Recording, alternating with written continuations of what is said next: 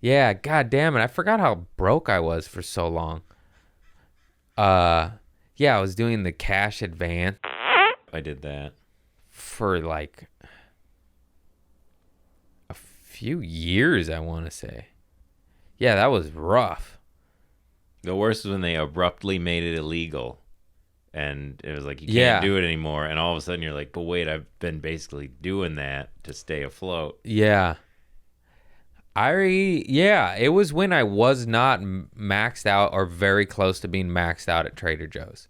I was at this obscure wage hour and living in Hollywood, and it didn't add up. It added to being very poor. That's how it added up.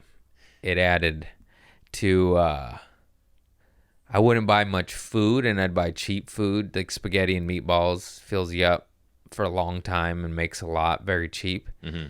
And I remember just eating at work, just out the spoils. I did that while I was broke and while I was thriving. Some habits die hard. The spoils, that sounds like a bad word, but a lot of it is the ripest, best produce. Yeah. Like right on the verge. That peach is on the verge of tearing. Oh, I'd tear that shit up. Whoo. Yeah, like pears where Yeah. they look shitty when they're the best.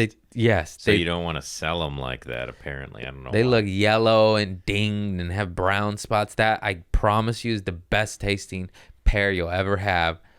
Not like mushy, but like it has a rivet here and there, big whoop. Nobody buys those. It drove me nuts. I wrote the produce order. And they buy this hard rock green pear that's not even edible, in my opinion, for like 5 days. Mm-hmm.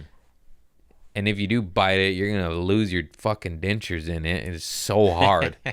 How does a pear go from so hard to liquid butter almost?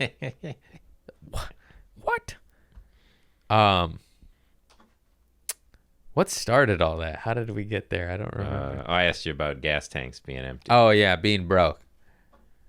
And I was at the brokest I ever was Trader Joe's, not maxed out, living in Hollywood, not selling drugs, weed mainly.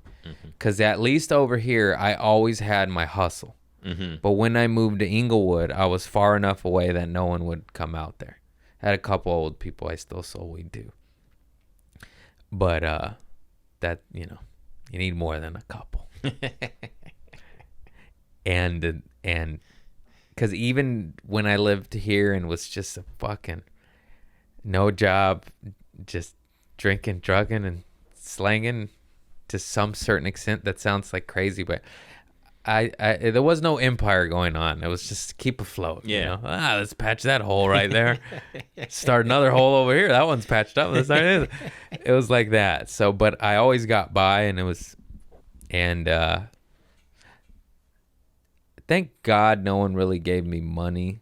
Like maybe my mom might pay for my cell phone bill once or twice. Like, I'm just so thankful that I was on my own, even though she was there for a security blanket, but I couldn't explain like why I have a job and pay no rent and was broke, Yeah. So I couldn't go to her for money, Right. even though she would give it to me, but it was just like, what? Like, where'd it go? I'm like, you know where it went. Let's be real here. We both know where it went. Went up my nose, lady. Went in my lungs. Went down my throat. That sounds bad. That's the pills. The pills.